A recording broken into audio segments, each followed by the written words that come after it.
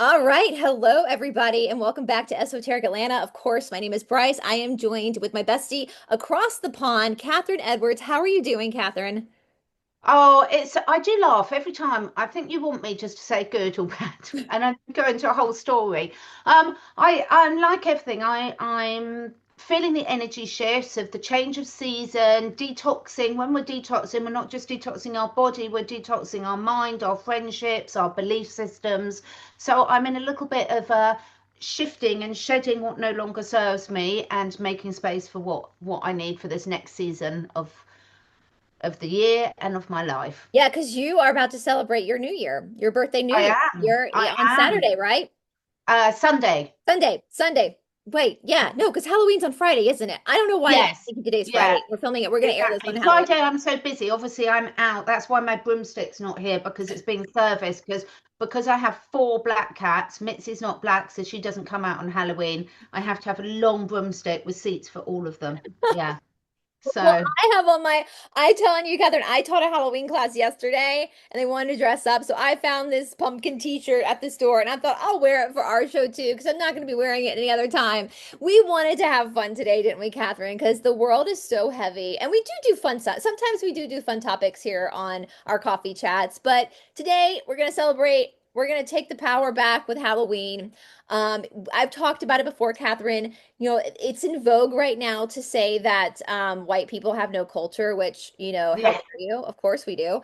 And part of the white heritage, Anglican heritage, is Halloween, Samhain.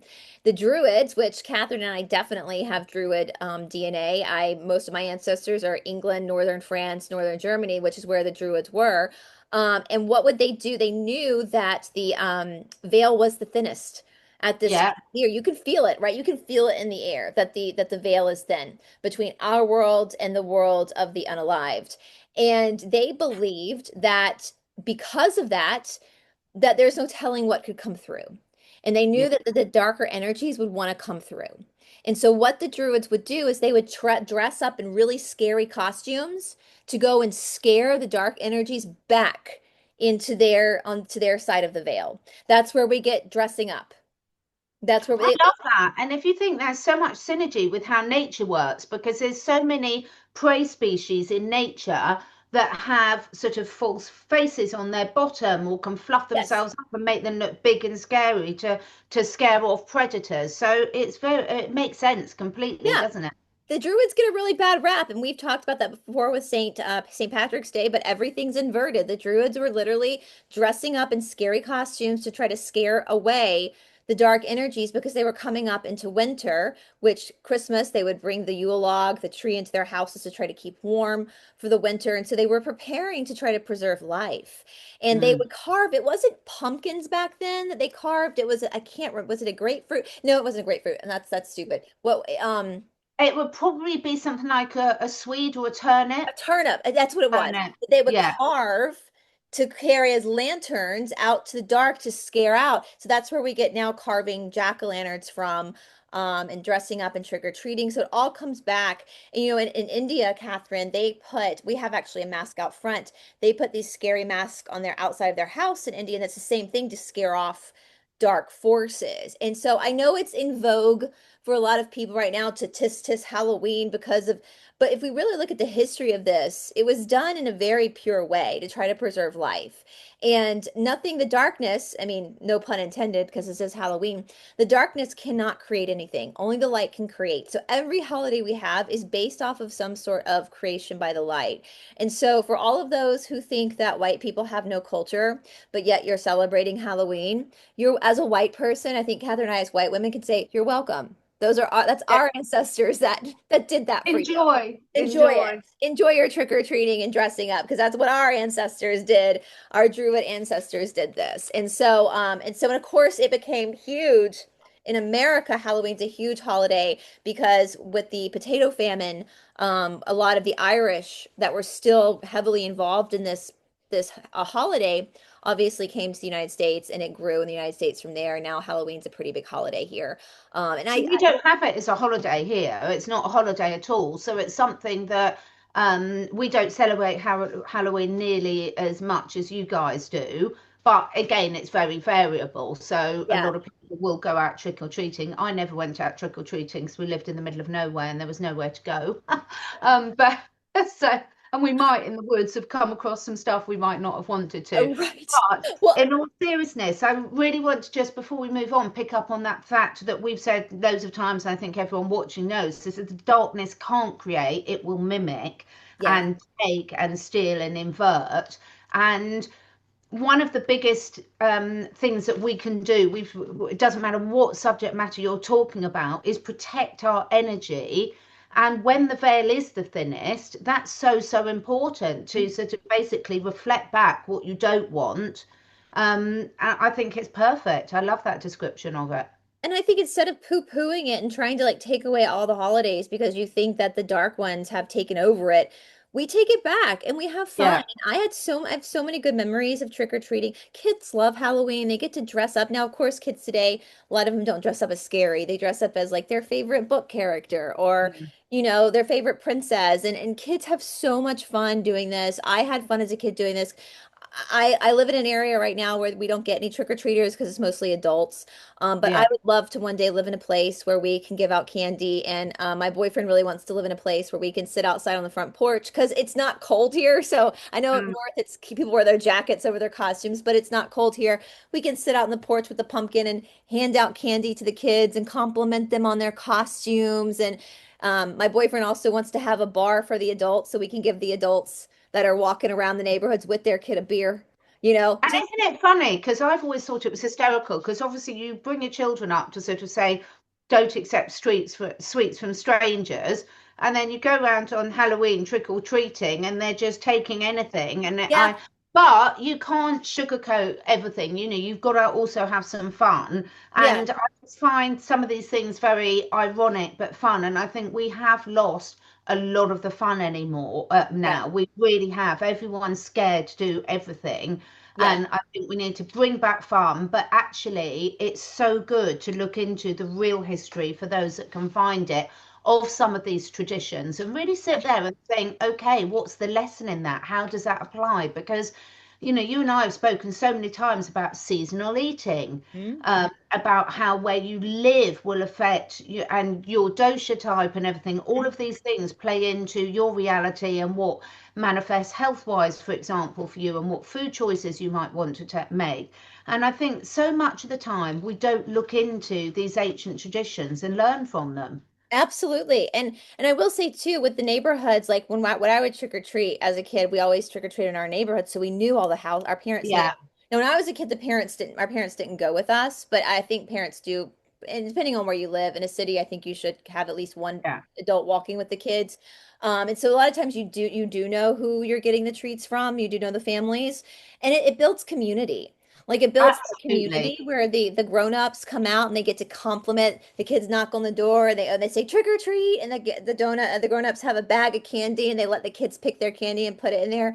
It's sweet, there's an innocence It's to really it. sweet. There's And and people say when you're a teenager you shouldn't be trick-or-treating anymore. You don't really know the appropriate age to start, but I saw someone post once, listen, if you get a 13-year-old dressing up and trick-or-treating, let them, because that innocence is not going to last forever. And if they're still that innocent at 13 years old where it's exciting for 14 years old for them to go get candy from the neighbors and dress up, let them be innocent. Let them enjoy but their time. exactly. And also, you mentioned such an important point there about community, and we've lost so much of this community. I mean, how many people sitting here now watching this actually do know their neighbours? Right. It's shocking, isn't it? Right.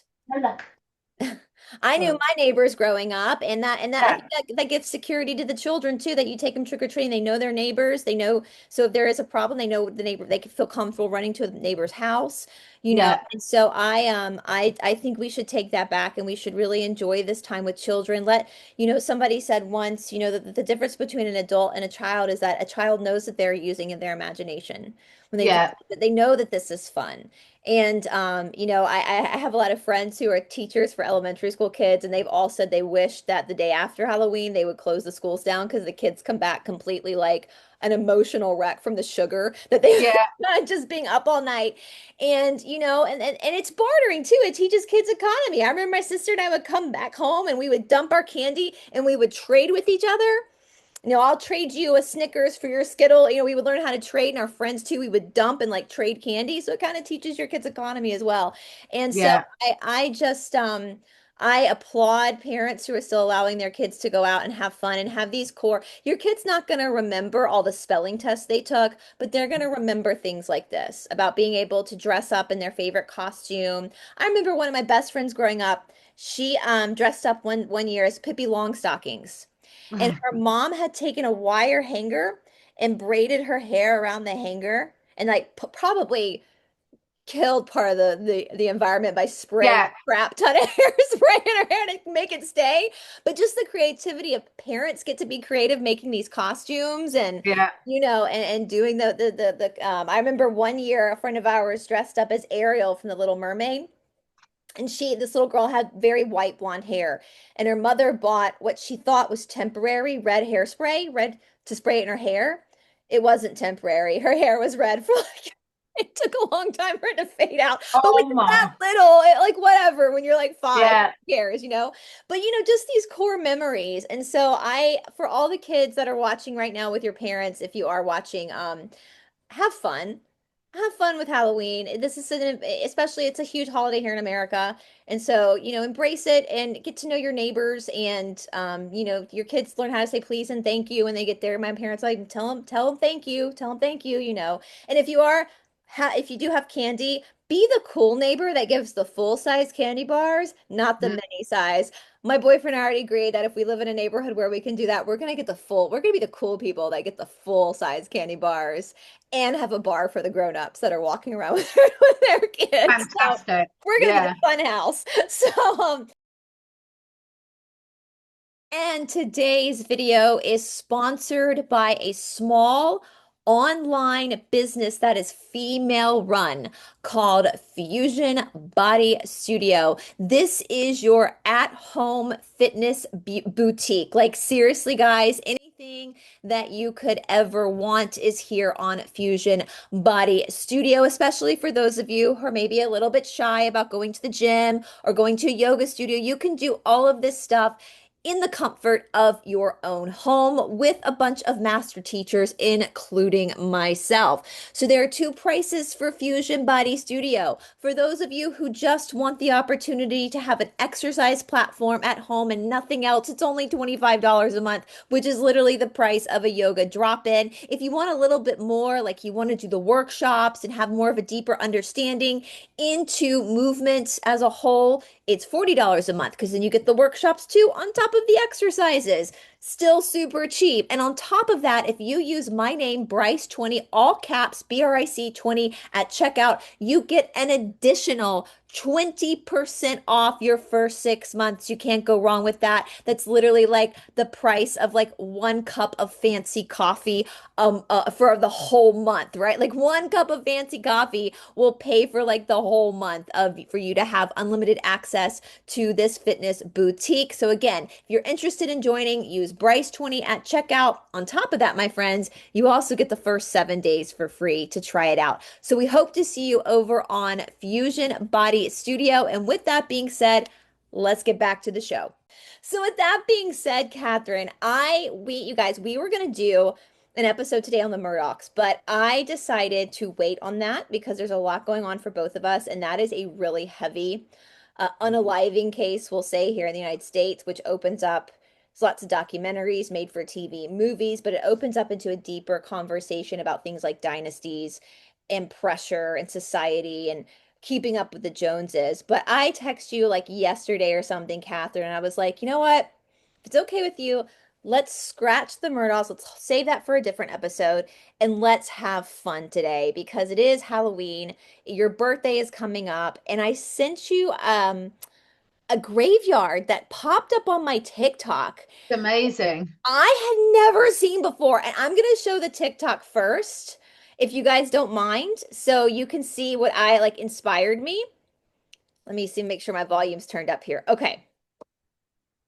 Greenwood Cemetery, Brooklyn, 1868. Come on. In-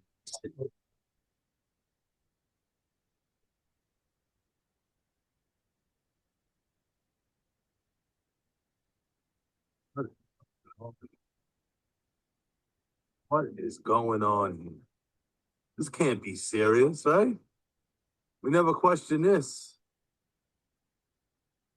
What is going on here? Make it make sense. Look at this thing. Does this make sense? Door and It's an Isis. That's Isis. The wings of Isis. little Abraham. Why more characters? Gotta have a griffin. No, it's an eagle. He was a soldier. Hey, Fort Colonel Bighorn and Custer. Burnham. Does that symbol mean? Who is this? A real bird on top? Pigeons just chilled on top. You got him. You got her. You got these people. Let's get into it. So Greenwood Cemetery. we're gonna look at more of this, you guys. Oops, sorry. Sorry, where is it? Where is it? You Hold on. want to you want to stop sharing? Yeah. Yeah. All of my tabs are being pulled up when I'm working on things. I had it pulled up. Here we go. I sent this to you, Catherine. I've never heard of Greenwood Cemetery, and I'm embarrassed that I've never heard of. Have you ever heard of this cemetery, Catherine? No, never heard of it, but it's quite incredible and it's interesting actually. I was just listening to something yesterday about this a Japanese guy back 50 years ago who was really trying to lecture and get out. He was talking about disease and quantum physics and energy and Chinese medicine and how everything isn't really what we see as matter, isn't really matter, and it's all energy. And then you sent me that, and I was like, well, this is almost a perfect example of alchemy and creating things that you can't explain through any of the tools that were supposedly present at those times. Right. We know that like Coral Castle down. Sorry, guys. Robbie's scratchy if you can hear that. I warned you. I told Catherine, Robbie, my dog, because the weather is changing and it's really nice outside. He has been very hyper. So if you hear him running around, unfortunately, I'm the only one home right now. So he has to stay in here with me because he's a 9-year-old puppy that will pull and rip the bills apart if he's left in a room by himself when he says hyper. So if you guys hear weird noises, that's my dog, not a demon. You know how these conspiracies start here on the internet. But yeah, Coral Castle down in South Florida where they have this like these crazy installations, and nobody knows how this guy did it. And we know from like the Cassiopeia material that it was sound. He used sound, which is how they also say that the Druids built, speaking of Druids, built Stonehenge. And Yeah, Stonehenge they claim was not what the Cassiopeians say. It wasn't actually a ritual site. It was an energy vortex to create energy. And so you're right with some of these crazy, because how in the hell in the 19th century did people who didn't even have indoor plumbing build that? exactly. And I must say, I'm going to be very disappointed if I don't get something that elaborate on my grave. I know, right? Well, it reminds me, I feel very let down. I'll start designing. But it is, I think these are the questions that everyone knows that young children are like, why? Interestingly, I'm not sure that they often ask how as much, but we as adults need to get back to that lovely curiosity of why and add on the how. like, why were there so many Egyptian monuments, like Isis, like that guy was looking at that other, which looked very Greek, Yeah, in a very, because the 19th century would still be considered modern history, so like a modern yeah, American cemetery. And there was a comment beside it I meant to read, but it talked about how we don't see new graveyards being built. no. And so we have these old graveyards but where are the new, and I Well, wanted to, we've got quite a lot of new ones over here, and they're all what they call nature sites, where oh, they're taken over nature, and instead of like a cemetery with a church and what you would think of as a traditional buried ground, they're out in nature, and it's sort of they're planted in the ground, and they plant a tree over you. So all the new ones I've seen in the nice. UK are like that. Yeah. I want to be cremated. Like I don't trust the powers that be, what they do with body parts, and so I'm taking my body with me to ashes because I Oh, if any I don't. I want to feed all the worms and the little microbiome in the soil. I want them to have a lovely, tasty meal from me. I will Yeah. leave my organs to anybody and that I know who needs them, not because I'm O negative, so I'm a universal donor. So if anybody needs a kidney, and I'm sure my organs will be pretty good because I'm super health conscious. But other than that, well, I wanted to show you, Catherine. I will. Well, we must cover that in a separate thing because the new things about organ donation and showing that brain death was a complete lie to fit in with the organ donation thing. Oh my God. Everyone Okay, I we know. got So to we talk must about do that. another. Let us know in the comments below if you want us to do an episode on that. I used to have, so here in the United States, when you would go get your driver's license, they would just ask you, Yeah, they could put it on your driver's license. yeah, same here. Makes sense with they because if you're in a car accident, they know they can get, that you've given permission. But the minute everything started coming out as it was in 2020, I took it off. Hey, look Yeah. at these guys. Here's the little Bubba. Oh, he wants me to rub his butt. I'm gonna be. See, this is my actual job. Is I'm not a researcher. I'm not a yoga teacher. I'm Ravi's butt rubber. That's my official job title. So, ever since he was a puppy, so I've taken that off my driver's license. I do not have that on my driver's license anymore. And so I don't think Todd does either. But I wanted to show you this, Catherine. We have a cemetery here in the United States, or here in Atlanta. Greenwood is also in the United States. That I've covered a lot. We go there a Yeah. lot. It's called Oakland Cemetery, and it's very similar to Greenwood. I'll tag it down below. But look at all these. This is like right in Atlanta. I mean, Wow. it's literally like 2 miles down the road. They do a lot of upkeep here at Oakland, like a lot of bands play here. But especially the mausoleums are so elaborate. I mean, they look like little hobbit houses. And it made me wonder at one point, are they the tops of old Tartarian buildings? Is that what's popping out? And they're calling them mausoleums. I don't know, but this is Oakland. If you're ever in Atlanta, Georgia, anybody, you absolutely have to go to Oakland. There's lots of very famous graves in Oakland. Kenny Rogers is buried there. Bobby Jones, the golfer, is buried there. The woman who wrote Gone with the Wind is buried there. There are a lot of famous people there, but the buildings are very much like Greenwood. When I first see, there's one mausoleum right there, and the way that the cemetery Oakland is designed is you walk in feeling like you're in a little village. Like that's what it feels like. It's like I a little can't village. imagine, I cannot think of any example in the UK where we have cemeteries that big. There Like are there's normally much more sort of parish churches and yes. yeah, I've So never like seen anything like that before. and there's stories like this lion there says to get up and walk around at night. There's some other, I've covered it before. You guys, I'll tag those videos down below that you could, if you want to, this is the one cemetery. See, they put cool lights on it at night. And this is the one cemetery that I do feel like is actually haunted because this cemetery in Atlanta used to be a social gathering in the late 19th century. So because this was considered, now this cemetery is like in the middle of Atlanta, but in the 19th century, it was kind of considered on the outskirts of Atlanta. And so the who's who of high society would go to Oakland Cemetery on the weekends and have picnics, and that's where they would like meet their suitors and stuff. So it was a huge social place, and you still feel that when you're there, that there are spirits there socializing with each other. But And can I just say, and again, correct me if I'm wrong, anyone in the UK, but I've never heard of anyone in the UK going to a cemetery for a picnic. it's the only thing I can think of, Catherine, is that this was like the spirit. This was the Victorian times, which is kind of juxtaposed because we also had the spiritualist movement going on at the same time, where people doing like Yes. seances. So I actually, if I could be a fly on the wall, there's a couple of historical time periods I would want to be a fly. And the spiritualist movement, late 19th century, is one of those times because I think it would have been wild to see people just openly doing seances in like petticoats. And so anyway, but this is what Greenwood absolutely reminded me of Oakland.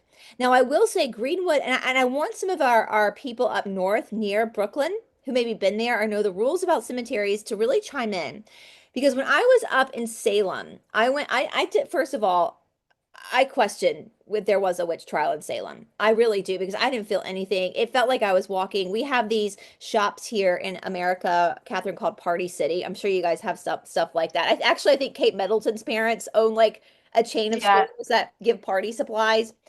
And like you can get your Halloween costumes. When I was walking through the graves in Salem, we weren't allowed to touch them, and they looked like a set you would buy at Party City. They didn't look like old graves. Yeah. Laughing because I was like, in the South, we touch the graves because it's part of that voodoo kind of folk magic culture down here to leave offerings. I mean, even the biggest late church lady at your church will be in the cemetery leaving offerings to her. And you see that at Oakland. You'll see shells. Shells is a big one, money, toys, all sorts of stuff left on graves that people come and leave stuff. And people who like died over 200 years ago, stuff Yeah. left, and it's to calm the spirits down. So I was in Salem. I was like, this would never fly in the South. And those graves are just as old as these because that's not so it was peculiar to me. But so graves in the South have a lot of personality around them due to the folk magic that's really big down here. We also in the South, speaking of like the hollowed ground, so that's an important thing too, I think they've kind of explained, and I don't know, like again, Catherine, I don't know. Is Tartaria correct? Is our actual timeline correct? Who knows? Like we're entertaining both here. Well, they tell us, Catherine, that in the United States, especially in the East Coast, which were the colonies, that we have all these graveyards like Oakland, like Greenwood, that are not on hollowed ground. So what is hollowed ground? That is a cemetery at a church, basically, like Yeah. sacred ground of the church. And that was because of the way that the colonists had to set things up, the settlement. They couldn't get the bodies, when they were in horse and wagons. So they had to create separate cemeteries because, people would just get bitten by a mosquito, get yellow fever, and die, right? Like that's just kind of how they tell us it was back then. Again, I do question some of that, but nonetheless, that's what they tell us. In Appalachia, we run across these graves, random graves in the middle of Appalachia, like family graveyards. And they say, well, that's because when they were settling Appalachia, they literally could not get a body down and up the mountain. So they created Yeah. graveyards. That makes sense to me, honestly. And now when they're infrastructure, when they're like building freeways and they hit a family cemetery, they will build the road around it. And so sometimes Yeah. you'll be driving and you'll just go around a cemetery because they're listen, we learned in the United States not to touch graveyards. We've learned that by now that don't touch graveyards. And so it's fascinating. Like, is this truth or are they covering something else up? I don't know. Because it's very peculiar, these graveyards. Now, I did ask you guys, like I said, I told Catherine that we didn't really want to do a whole lot of prep. We wanted to I just found this. We wanted to kind of talk about it, look at this stuff, and talk to you guys about it because it's Halloween, it's a graveyard, and get your opinion. So what I did is I actually asked Chat GPT about Greenwood Cemetery. And so here's a detailed overview of Greenwood Cemetery in Brooklyn, its history, why it's special, and what you can see and do there, and some tips if you plan to visit. So they say Greenwood Cemetery is located in Brooklyn, New York, at 25th Street and 5th Avenue in the neighborhood of Sunset Park near Windsor Terrace in Kensington. It spans 478 acres. It's still an active cemetery. Burials continue, but also functions as a historic site, park-like landscape, and outdoor museum. It was put on the National Historic Landmark in 2006. This is concerning to me, my friends, this National Historic Landmark business. On the outskirts, it seems like that would be a good thing. I know you guys probably have stuff like that in the UK too, where the government comes in and tags a place and said, this is a Yeah. historic site. You can't build, you can't do anything. We have to preserve it. Okay, on the outside, that seems like a really good idea. Like we should be saving stuff. Like that makes sense to me. However, what I've learned in my research, Catherine, is whenever the government comes and sticks one of these little stickers on a site, Mhm. something there that they don't want you to know about, that they don't want you Yeah. poking around with, right? They did that I too. agree. I completely agree because there's so much that they don't respect and protect that yeah, there's always a reason for these. Yeah, and on the outside looking in a perfect world, I think we would want to Mhm. preserve our history, and that's what they're hoping we'll respect it for. Like at Oakland, Catherine, they still are taking. There's still some plots at Oakland that are available, but they were purchased a long time ago, and so. But there's all of this land in Oakland that has nothing on it, and they say that was where the paupers were buried, so there's no markers. It's just grass because they would throw the bodies in there of the poor people and not leave markers. Who knows? But because it's marked as a historical site, like Oakland, you can't dig to see. Like they won't let you. It's very and Oakland itself is up kind of on a hill, and where the mausoleums are up on top of a hill, which again got me thinking, are these actually the Tartaria buildings, and after the Yeah. flood, and that's what the hill is. It's actually, I don't know. You might think I'm crazy watching right now. I have no idea. Historical significance. This is his cemetery was founded in 1838. It was one of America's first rural cemeteries, a form of burial ground designed with landscape grounds, winding paths, ponds, and trees, meant not just for burial, but Mm. for the living to stroll and, whoop, why is it doing that? Living to stroll and reflect. I don't know why my computer can, hold on, you guys, let me pull that back up. While why the, for the living to like socialize basically, which is what they did in Oakland. Now again, that's coming up on the spiritualist movement or into the spiritualist movement. So yeah, people were a little bit into the macabre at that time. So Mm. you know. Um, the land was also has Revolutionary War importance. Part of its ground was near a battlefield of the Battle of Brooklyn. Interesting because Oakland as well, part of it was part of the Civil War. They say this section is where there was a battle in the Civil War. So that's interesting. I would love to see some of the older, Bobby, what are you doing? He wants to be a part of our show. I said mine do as well. I have to keep looking around at mine. It's so funny. Mine are all getting restless as well. They obviously know they're trying to tell us something, so we They're have to like, listen to let's what go they're trying play. to tell us. Let's Yeah. go play. It's Halloween. It'd Uh, be so interesting if anyone's got, a lot of people have those sort of machines. I don't know what they're called, seismic things where you can put them on the ground and they can see down into them. If oh anyone's got any of yeah. those, go along and take it and have a look because See they're what's actually down non-intrusive. there. Yeah, I mean, I've been to Westminster Abbey countless times. I think I yeah, probably know my way around Westminster Abbey now at this point. I've been so many times. I've seen Queen Elizabeth's grave. I've seen Mary Queen of Scots or Mary Bloody Mary, Mary the First. I've seen all these graves. And they're built kind of in that upper, where the it's lifted, kind of like they do in New Orleans for the floods. And now I start thinking about it. I'm like, are there really bodies there? Like, were they really, yeah. are they really there? Like, I just, at this point, I kind of question that stuff now. Because I mean, we've been lied about so many things. Why now we just got to question everything. Let's see. So in its early days, the mid-19th centuries, it was extremely popular for visitors, again, a very social place. By 1860, there were hundreds of thousands of annual visitors. At that time, it was one of the most visited places in the country. That's wild. That a graveyard was one of the most visited places in the country. There's lots of other things to do here in at that time. You were going to a graveyard? That's weird to me. That's It weird. is very weird, I must say. I So won't they make any jokes about Americans, but it's very weird. It's the day. Like, what are you doing? Like, is it were they doing seances? Like, that's what I say. I want to follow Yeah. around these Victorian spiritualists and be like, were you I mean, clowning whenever me? I've been traveling, that has not been on my list of sights to see, to go to graveyards. I like walking through graveyards, but it's not your. I never put it like on my list of things. Like, if we see No. one, we'll go and walk through it, and that's it. And we just try to get Robbie not to go to the bathroom on any Mm. days when we're there. So the site marks uses of hills, valleys, glacier ponds, winding roads, and paths. Anyway, I'm gonna come out. There's notable people and stories. Many famous historical are buried there. They give you a list here. The cemetery also created special sections. Wild monk. There's a kind of parrot that's there. It's Anyway, I went all the way down and I said let me see here. What did I ask? Oh, I said, show me some of the big monuments. Well, obviously, I mean, that's the entrance. I'm sorry. That looks like something that should come out of Romania, like Dracula. It's exactly what I was. I think that's why my dogs are getting excited behind because they're Romanian, and so is Mitzi, the cat. She's in here and she's Romanian. It's exactly what I was just about to say to you when I looked at them. Yeah, It's like, what is this Gothic? It's like it's yeah, Gothic. So they have, location and decide the higher ground. So obviously there's lifted ground here as well.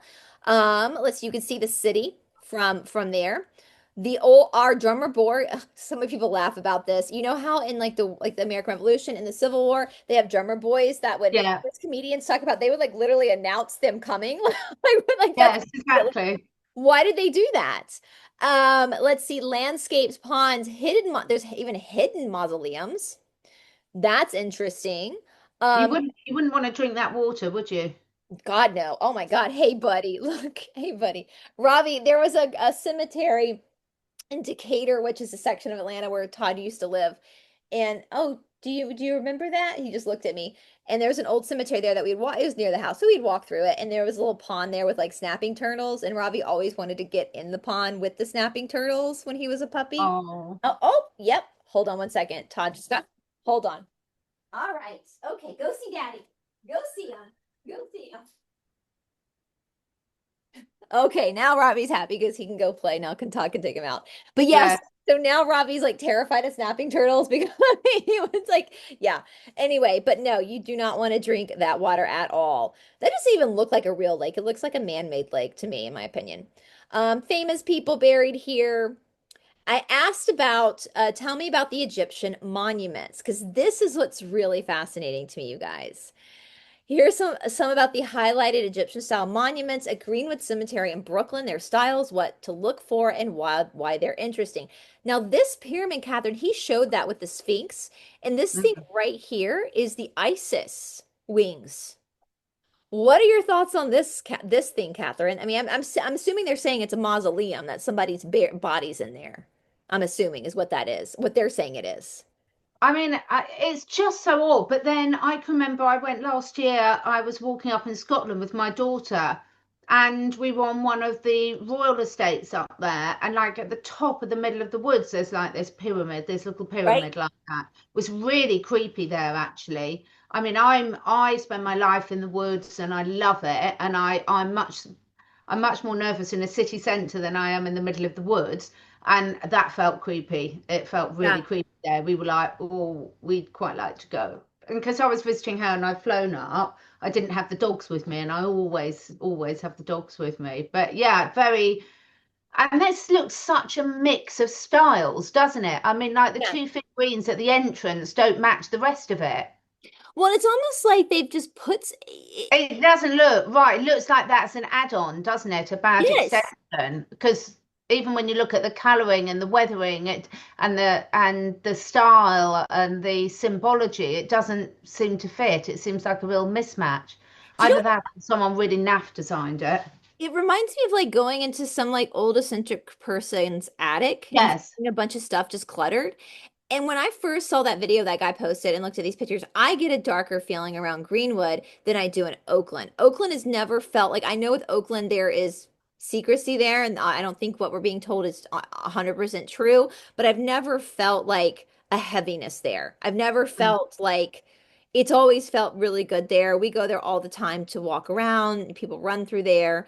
It's and they have markets and stuff. It's but this felt, and I would love to hear from again our people up north if you have been here or if you're close enough to go to let us know because Oakland Cemetery is organized. Like I told you, you walk in, it's like you're in a little village with the mausoleums and it's organized in the cobblestone streets and they work really hard. There's always people working the landscape to make sure the flowers are perfect. You feel like you've walked into like a fairy tale book, basically. Mm. This again, as I said, looks like you walked into somebody's disorganized attic of an eccentric rich person. That's, I mean, talk about the Louvre heist. It looks like someone heisted a bunch of museums and just shoved it Exactly. in the backyard. Exactly. So they say that the Egyptian revival style became popular in the 19th century, America and Europe, as interest in ancient Egypt grew. And I was about to say because of Napoleon's campaign, we're told that Napoleon went through and ravaged Egypt, and that's why supposedly so many Egyptian stuff can be found in other parts of the world. I call bullshit on that, but that's what Yeah. we're told. At Greenwood, you'll find mausoleums, tombs, and markers that invoke Egyptian forward pyramids or sloped walls, obelisk markers, columns with lotus or papyrus motifs, winged sun disk symbols, and even sphinx guardians. According to the cemetery's own materials, one of the earliest homes built there, the Peter Schirmerhorn, I hope I'm saying that right, tomb, 1847, is in Egyptian revival design. All right. What to look for when you're walking through Greenwood, keep an eye out for these designs, which feature in Egyptian pyramid tombs, obelisks. Of course, obelisks are everywhere, Mm. all over the world. You know, that's not shocking to see that, honestly. Temple facades are pylon style entrances. The Egyptian motifs, lotus or papyrus plant, let's see, winged sun discs, sphinx figures. Yeah. Um, they have places where you can find, I guess that guy is the main pyramid, if I had to guess. Now, I did ask them to tell us me about some ghost stories from Greenwood Cemetery.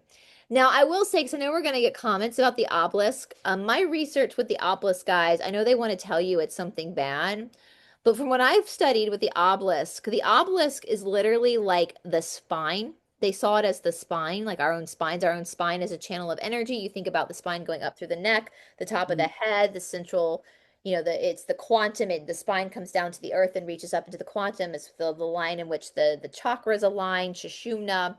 And so the ancient people would build these obelisks as antennas to pick up energy.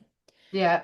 My thing is like I think the truther world, which is totally controlled opposition for the dark side. I mean, that's the truther world is part of the cabal. It's part of the establishment. We know that. Is they're trying to get people to tear down all these obelisks, thinking they're satanic or bad, because I think that's how our ancestors got free energy. That's just my opinion. Well, look how many more spires, steeples, stained glass windows, all sorts of symbology. And, we know everything that we were taught about the pyramids and being the burial chambers were wrong, and they absolutely were energy Yeah. channels, goodness knows what else. So I think it can't not be. I mean, all of these things are connecting. If you look into electric culture and how that works, it's all about how you harness the energy from the ether and connect it in to make a circuit. But it is quite incredible, the architecture, and also quite unique about having it as this mixture of the cemetery, but also the almost like a park that you would go and Yeah. Or a contemplate it. museum. Yeah, like Yeah. I wonder if let me know my Brooklyn people, do they do like Oakland? Do they do I mean those look like sorry to that those look like relatively new tombstones, but do they do like flea markets there or do they have festivals there like they do at Oakland? Do you have community events going on here? Let me know because I just think sometimes they use these if these aren't really graveyards, if this is something else entirely and our ancient people used it as energy harvesting for good. Are they using it for, I don't know. I just have a lot of questions. When you get lied to multiple times by the same group, you start to question everything they tell you. So here's the fun stuff. I love a good ghost story. So here are some of the more intriguing ghosts or spooky narratives around Greenwood. One website reports a woman in a white dress seen walking amid the graves and a man with a top hat seated on a bench who disappears when approached. Another tells a ghostly horse and carriage heard or seen moving through the cemetery at night.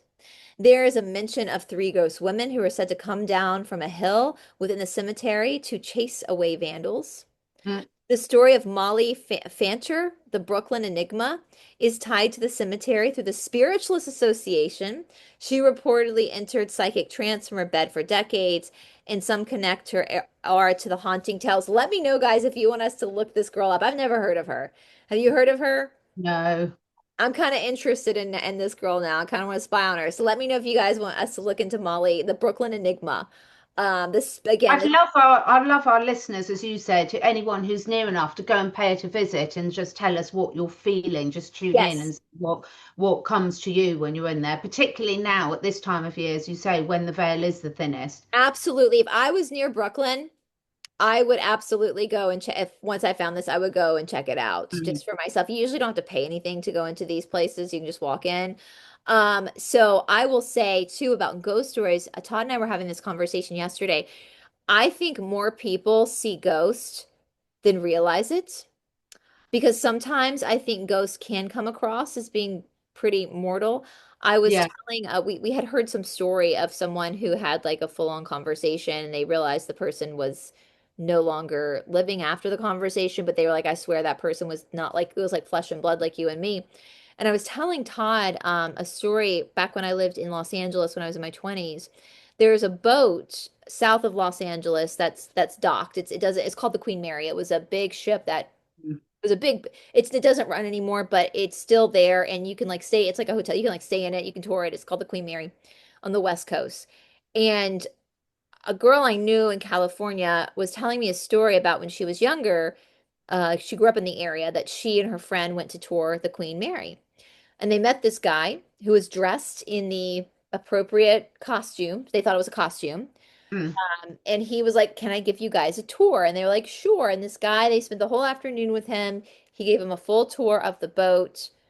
Nothing seemed abnormal at the time. They were young, and at the end of the tour, they asked if they could take a picture with him. He said yes. This was back in the day, kids before we had iPhones, they had an actual camera. And so they took a picture with the guy. Someone came up and took a picture. Took a while, took the film to get developed, so some time had passed. For our young people watching, that time would pass, wouldn't it, Catherine? You would take a while to get your photos back. And when they got the pictures back, no one was there. They were standing there like this with their arms around someone who wasn't there. So obviously they had, Oh, that's so amazing. isn't Yeah, that creepy? But she was telling me like he literally looked like flesh and blood. We thought he was dressed up in air clothing as part of like the shtick of giving a yeah, and so, I wonder sometimes if many people have had experiences with the dead, not realizing it, like not yeah. realizing because we think about ghosts as being see-through, translucent, but sometimes they're not. And I don't know why that is. Don't ask me why that is. I have no idea. When I'm on the other side, maybe I can tell you. But I got a few people I want to haunt before I move on. I got I always have a joke. I've said to loads of my friends and family that I'll definitely be haunting you. So some it might be in a nice way, and others it might Oh, be I, in a. I got a I'm list. going to I got a scare a list. few people. Yeah. I got a list. Before I walk into the light, hold on. I got Mm. a list. And so, and again, I typically don't find graveyards for the most part to be super haunted because I don't think people No. will stay in grave. I think they'll go to where they feel more comfortable. But in places like this, especially if it's a social area, they might hang around, And so why these stories are important. The cemetery dates back to 1838, established in an era when death epidemics and public burials were much more visible, which creates a historic weight for ghost narratives. Also, they talk about this too, Catherine. I don't know if you guys, I'm sure you had it in the UK as well. Back in there was a time period, it might have been the 19th century, maybe the 18th, where they got into this like conundrum of burying people who weren't accidentally, like who weren't dead. And so they had Hey, to, talking to what? Doing what? they were accidentally burying people who weren't dead. There was like this thing that was happening where they thought people were. And so they built this, you can Yeah, still you see, you hear of that. I'm unfortunately with animals as well. My mother used to work at a vet, and she told me the most horrific story that I can't get out of my mind. oh my God, I just don't like, they would build, you can still see some of these contraptions on older graves here in the United States. So they would think someone was probably dead, maybe, Yeah, put them in a casket, but they would connect like a tube that went up the ground with a bell on it. So if the person woke up, they could just ring the bell to be unburied. Could you imagine? Like, I just really can't. I mean, if people think they've got trauma, just think of that. I mean, it's just absolutely awful. Is that where the death bell comes from? that must be it. Yeah, because it was like I think maybe the 19th century. I don't know. I'd have to look it up. But But you can see how it would happen because, I mean, we must remember to talk about that. If people want us to do an episode on the organ donations, which is a very difficult subject actually, because, but we must remember the death bells as well because we all think it's really obvious that whether it is or not, but it's not always obvious at all. And yeah, unfortunately I've had countless stories from veterinary things where people have then sort of thought they'd bathed their animal before burying it and it's woken up in the warm bath. oh my God, oh my God, I just honestly, I mean, my poor vet, whenever I have to have one of my beloved animals put to sleep, I'm their worst nightmare because I'm like, can you check? Can you double check? Can you triple check? So we have a tradition here in our family because luckily we can bury most of them in our garden where we don't, bury them straight away just to make sure. I think that's a really I'm smart so idea. traumatized from it. Maybe that's why people lay in state sometimes is just to let's It just might double. be. I don't know. That's a really good point. I've never thought about that.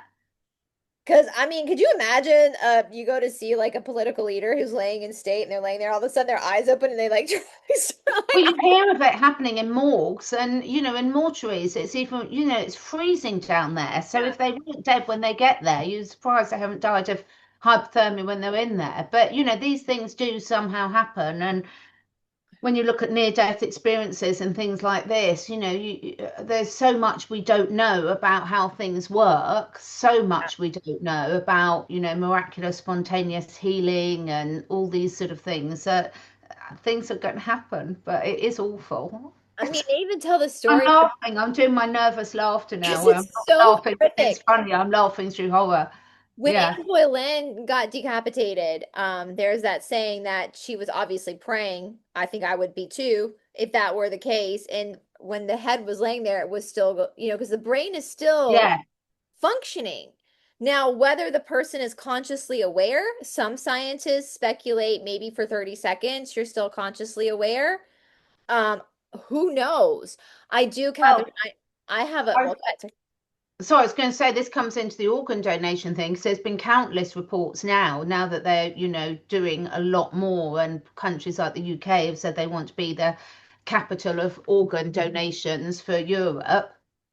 Spooky, but there's been several instances recently where people have been literally just been pronounced so-called brain dead, yes, just about to have their organs taken. And then when you look at it, you cannot transplant organs from an actual dead person. The organs still have to be live, which is where this brain dead thing came in. So it's a very controversial, but equally that's will well, be really triggering for anyone watching, because obviously there'll be people watching who have. I mean, I know a couple of people who've had organs, to organ transplants and everything. And then you've got the stories of the energetic signatures. If you've had someone yes, else's heart, you get the memories. We all know about those stories, which are true. I mean, yeah. clinically proven, and even resulted in arrests for unsolved murders and things. So there's a lot we don't know.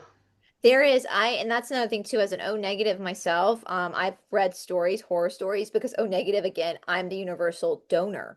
And Mm. so my organs, I don't want to say are worth more. I mean, I think everybody's life, but they can be used. My organs can be used in a higher rate because I anybody can would, take. I would really stop talking about this. I mean, well, I took it off my when I saw that they were like they'll just let O negatives die sometimes, go Yeah. to the brain dead just so they can harvest that Oh, and get it. completely. And it's like you don't think about that. You think people are honest. I wouldn't do that. Like I would try to save the person's life. I don't care what their blood type is. Let's save their life. But when you read that and that's your blood type, you're like, shit, I've got to change this. Like you cannot do this. You cannot. Yeah. Absolutely not. It's interesting. My aunt, my mom's sister, had a kidney transplant at like in her early 20s, I want to say. And she had my grandfather. It was, my grandfather matched. And so obviously, I think as any parent would, he gave Yeah. one of his kidneys. And the thing is the person that receives the organ heals really quickly. Yeah. Generally speaking, the person who gives the organ usually struggles to heal. Like they have a hard time getting, but any Mhm. parent would do that. As an aunt, Yeah. one of my nephews or nieces needing a kidney, absolutely, I would 100% without a shadow of a doubt do that for them. That Mm. we love somebody, But yeah, and it would always freak me out when my aunt has now since passed away herself. But when I was younger, after my grandfather had died, I would always look at my aunt and think it was so cool that part of him was still like living Yeah. in her you know? And unselfishly, again, it was my grandfather, and then you see these sweet stories where a father like maybe died and his heart was used to save somebody else, and that person will come and like walk the daughter down the aisle because Yeah. it was the father's heart. But, of course, that's where they get us, right? That's where they like get us. And like, Oh, it's a very complex one, and it's really interesting because I know we're going all over the place this time, but I think it links into all this about how what I said at the start is we have to question, we have to ask why and how for everything. So, if someone's watching this, and I've got a very good friend that I won't mention her name that has received a couple of organs, and of course she wouldn't be here yeah. today had someone not donated their organs. But now it's all coming out what's really involved and everything. It's a very, very different kettle of fish. So certainly I've removed all of us from the organ donors for that reason, because, is when your country publicly announces that they want to be the capital of organ donation, then you've got to look twice and look into it. And actually, as a biologist, again, it's not a question you think, because we're not psychopaths, so we wouldn't think this would happen. But Yeah. then when I then listen to someone explaining how they brought in the term brain dead for this exact reason, I was like, oh my God. You know, when that thing clicks and you're just like, you just know it's true. These Um, people have been tortured. but we don't ask these questions because we're not psychopaths. And I said, I admit for years that I didn't understand why the dairy industry, right into adulthood, I might add, and I know you'll all laugh at me now for saying this, but I couldn't understand why the dairy industry was that cruel because they weren't eating them. Well, of course, Right. they're taking the calves off, killing Yeah. the babies, separating from the mothers, and keeping the mothers permanently producing milk. Now, of course, now I've seen it, I realise how wrong I was. But if you don't ask the question, you're not going to start looking in a different way. And I think this is where they've got us. I mean, if you look at most of politics and everything now, um, this is the whole point, is they stop people asking these questions deliberately through all the mind control, all the brainwashing. And that comes back to what you said earlier on about anywhere that's designated by our respective governments as, undeveloped or national parks or sacred spaces. Well, Plus, everything could be for good reason, just like all the bills to get you to have digital ID to come online to protect the children. Well, of course, there's an argument for that, but there's also a lot of nefarious arguments for it. yeah. And they're playing towards our humanity. They're playing towards the fact that a Yeah, normal person is going to want to preserve history. And absolutely, let's preserve it. We need to preserve it for future generations. yeah, That's what normal people want to do.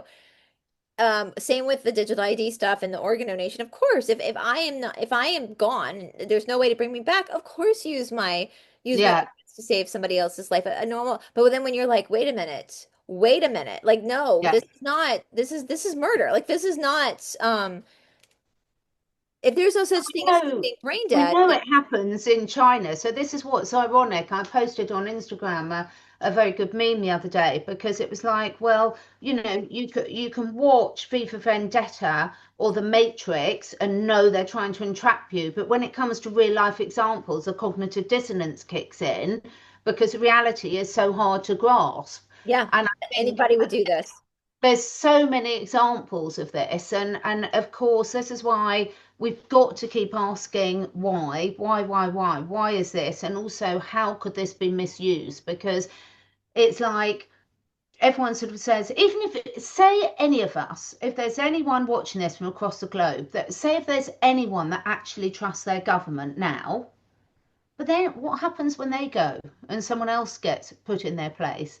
So anytime you've got someone having control over something They that they've got it, you can't take it back. There is a way that can be abused, and unfortunately, human nature seems to have a lot of people in there, or whatever you might want to call them, that will abuse and do the wrong thing, not the right thing. And that's been absolute proven power time and time corrupts. again.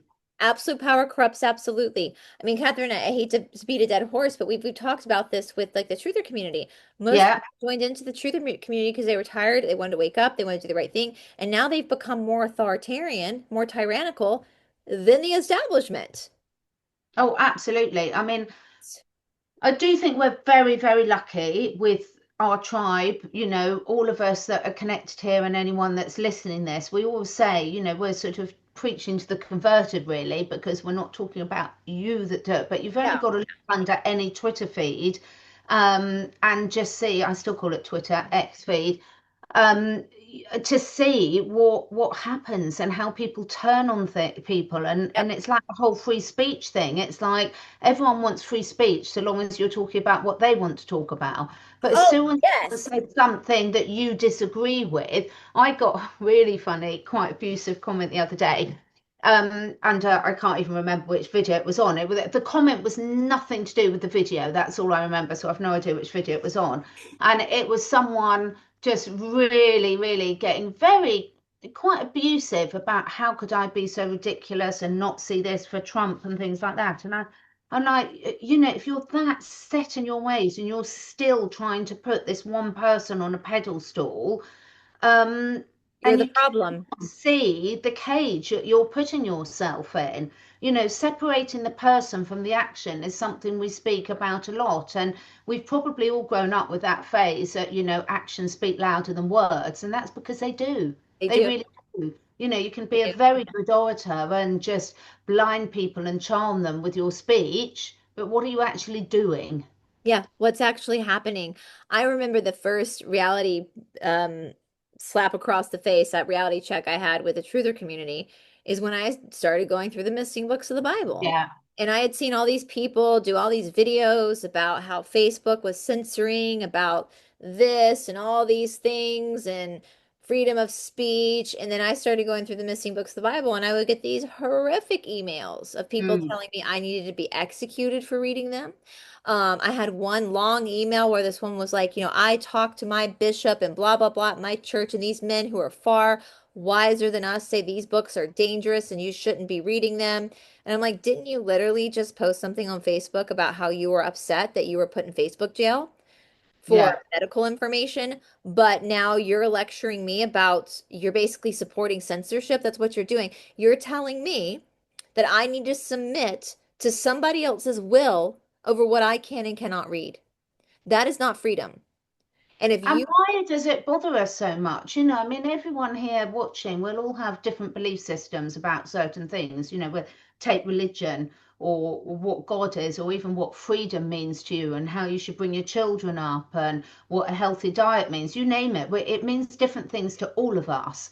And there are so many different ways you can live the words. I mean, this seems a bit off topic, but it's really not. I went to the most brilliant lecture on Tuesday night on fungi, literally, you know, fungi out in the woods growing on things and everything. But it was so fantastic. I'd love to do a whole separate video on this yeah, because it's about breaking the paradigms of how we look. So we're very much black and white. You know, we make this choice or this choice as humans because we can't often do both at the same time. But then you look at how the fungi microzymal root systems go through the earth and connect in plants and everything, and how they change based on new information. And there's so much we can learn about this. And this is the thing, we can learn from all of these. So our belief systems are literally, if anyone hasn't watched V for Vendetta, go and watch it. You know, every single one of us, myself included, we're in our own imaginary cage that we've walked into and sat down in there,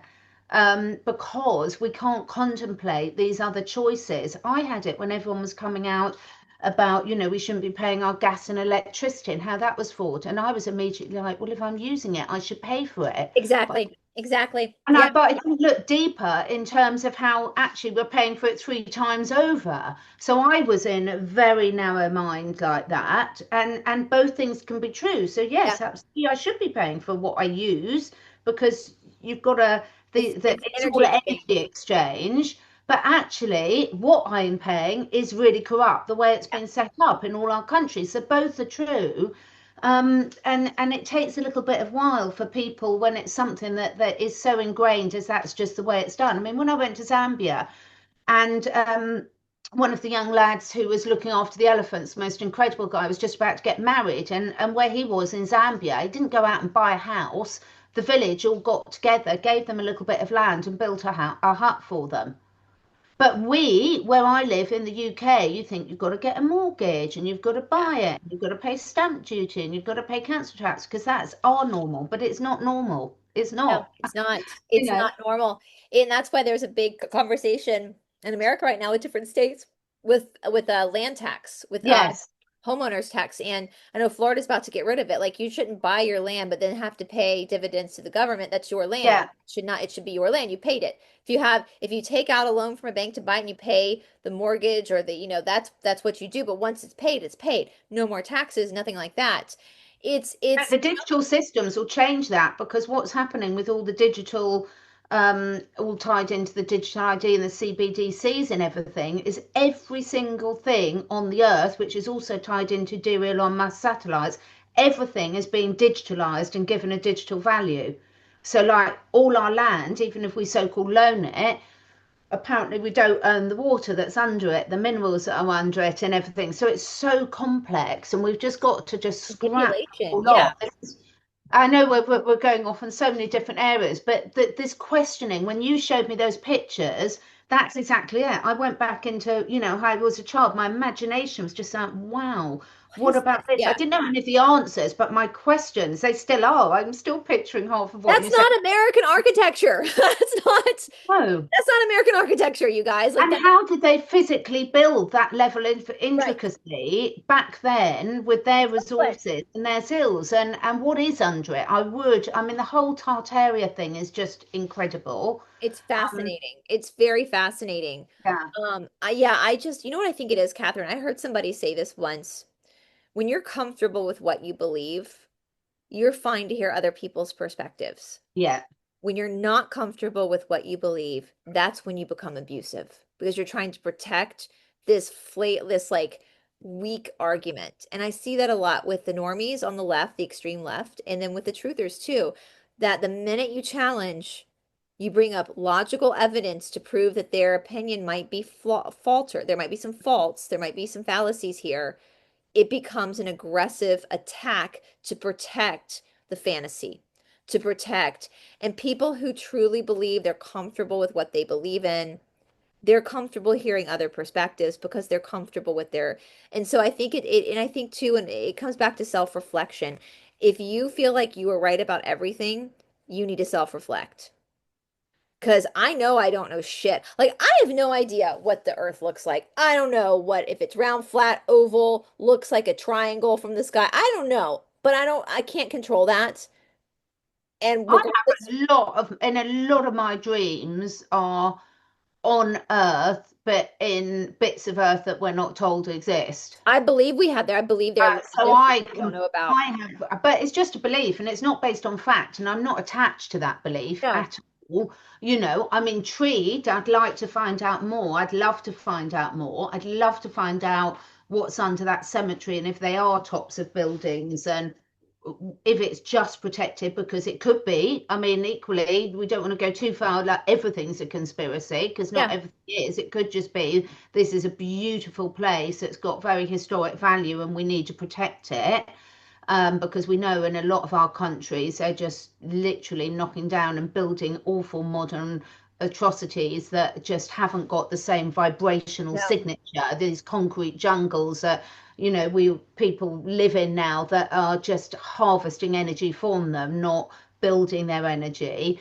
Um, absolutely. and yeah, it's just fascinating. So please let us know in the comments. There must be people that know a lot more there. There must be people that have been there and can tell us how it feels, what they What they've intuition noticed is throughout the telling. years, what they've Yeah, noticed throughout the years with it. If you see a ghost and you're not scared, ask the ghost, what is this yeah. place? Tell me what this place is where you live and see what the I ghost. wish I saw ghosts more because I had a lovely friend who was very spiritual when the children were really young and she used to come around here quite a bit and she always saw a ghost in our garden and she saw ghosts everywhere but I never saw them. We have a ghost in our yoga shala. Yeah. I call him Tom. That's just kind of the name I get. And he definitely is an intelligent spirit. He knows he's there. It's not just our shala, it's the whole building. And because that's where a lot of the Civil War battles were fought. And like if you're there by yourself in the early morning hours, you'll hear boots walking around out front. Many times I've gotten there and the door has been wide open, like just open, and like Mm. all the faucets, we had three sinks, will be on full blast. And Todd will get mad at me when it's open that early in the morning. He's like, "Don't go in." I'm like, "No, no, nobody's gonna rob a yoga studio. It's an empty room. Like I'm safe to go in. The door is open for some reason." But even all of the other businesses around, there's a restaurant. It's an Italian restaurant now, but it used to be like an Eastern tea room. And they had this Mm. big Buddha statue that took many people to put it in place. And every morning they get up and the Buddha statue would be across the room. So there's like a I kids bet. little preschool down there, and like the toys will be out in the morning when they put them up, So but it's one morning, Tom to go, I call him, that was being very active, and I was teaching a lead class, and I was the only one there waiting for the students, and I walked out and I said, "Listen, Tom, if you're from the 19th century, I'm a lady." And if you keep doing this, you're going to scare me so bad that I'm going to crap my pants. And that is not becoming of a lady. And I've got students coming in. So can you please just calm down? And it went silent after that. I was like, I am literally, this is going to be, this is getting very hectic. And so, but if you guys, especially on the East Coast, we have a lot of hauntings because this was the colonies. There's a lot of war, that was a lot of death that happened here. A lot of stuff happened here. And that's another ghost story we're going to cover eventually. I had talked to you about Lavinia Fisher. I've talked about her before. I definitely want to cover that with Catherine before. She was the first woman to be executed here before had independence, so in the colonies. And her story is continuing, we'll say, in Charleston. It's a a credible haunted story to talk about. But I want to know, like, if you're in that cemetery and you get a feeling or you talk to a spirit, if you're brave, just be like, where are you? Where do you think you are? And he just hear what they have to say. Where do they think they are? Do they think they're in a cemetery or do they think they're in a chapel? Like, where do they think they're in a Tartarian building? Where do they actually think they are?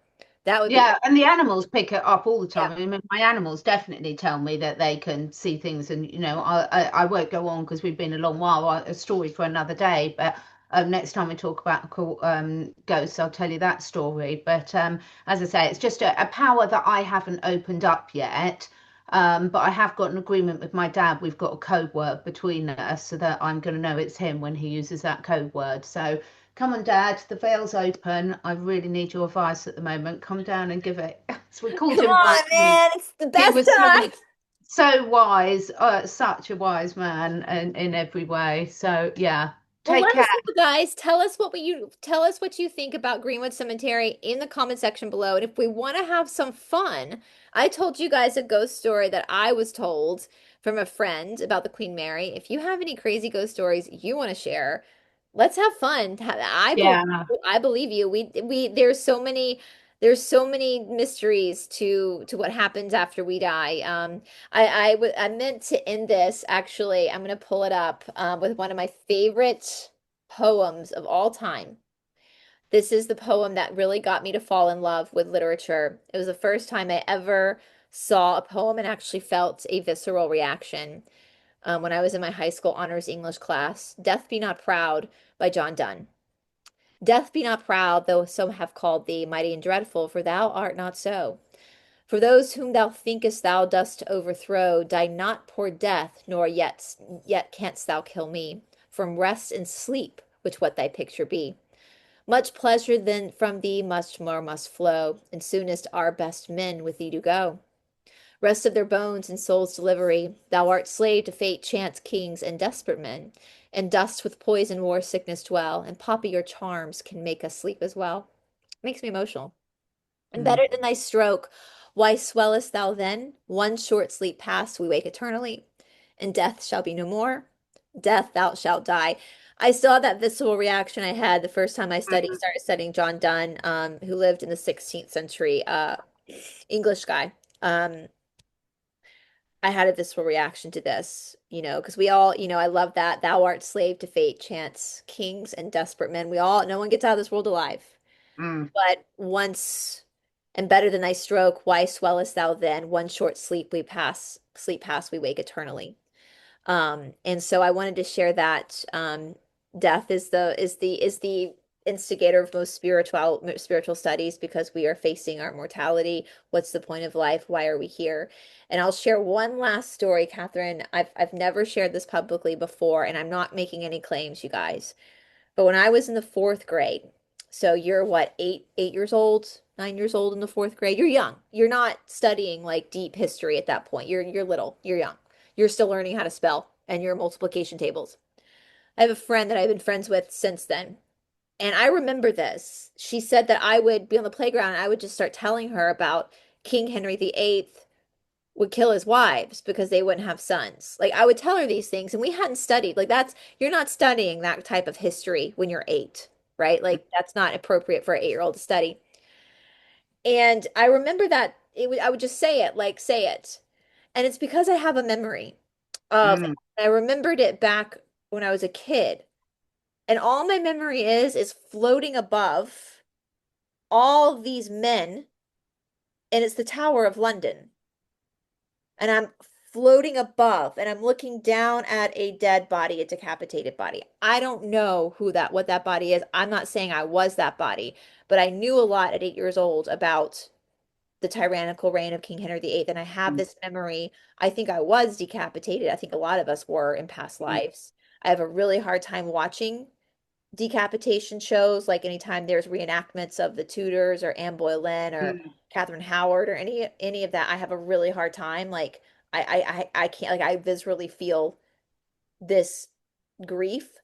Um, but if that is a memory of a death, I can tell you that, yeah, absolutely, your soul goes on because I saw that. I have a memory of seeing that. And so, it's not something to fear. Death is not something to fear. Mm. It's a natural passing for all of us, and I believe in reincarnation. So guess what? The good news is you've done it thousands of times. So, Completely, so completely. anyway, Yeah, let us know your stories below. We want to hear them. The more the merrier. absolutely. So anyway, have fun trick-or-treating, all the little kiddos. If you want to tag, I'm going to say Catherine to me, if you want to like tag us in your comments of your kids' pictures, I would love to see your kids' Love Halloween it. costumes.